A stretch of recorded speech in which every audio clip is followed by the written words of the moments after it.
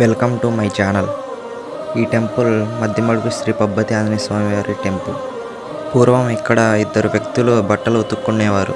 వారు బట్టలు పిండి పక్కనే ఉన్న బండ మీద వేసేవారట. అలా వేసినప్పుడల్లా వేసిన వారికి కాళ్ళు చేతులతో నొప్పులతో బాధపడేవారంట.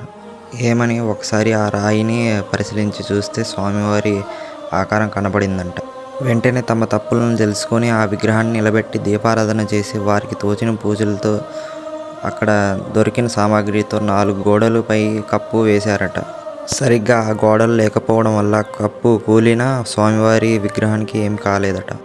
ఇంకో కథనం ప్రకారం స్వామివారు స్వయంభూ చెట్టు తొర్రలో నుంచి ఉద్భవించి నైరుతి దిక్కున కొంచెం ఒరిగినట్లు ఉండే స్వామివారి విగ్రహాన్ని నిటారుగా నిలబెట్టడానికి ఎంత ప్రయత్నించినా కుదరలేదట.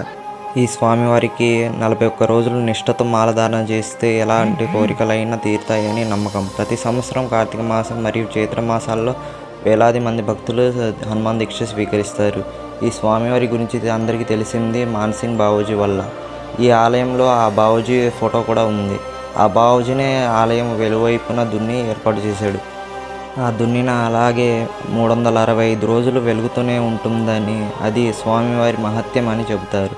ఇక్కడ ఉండే లంబాడి వారికి, చెంచులకి ఈ స్వామివారి పైన అపారమైన భక్తి.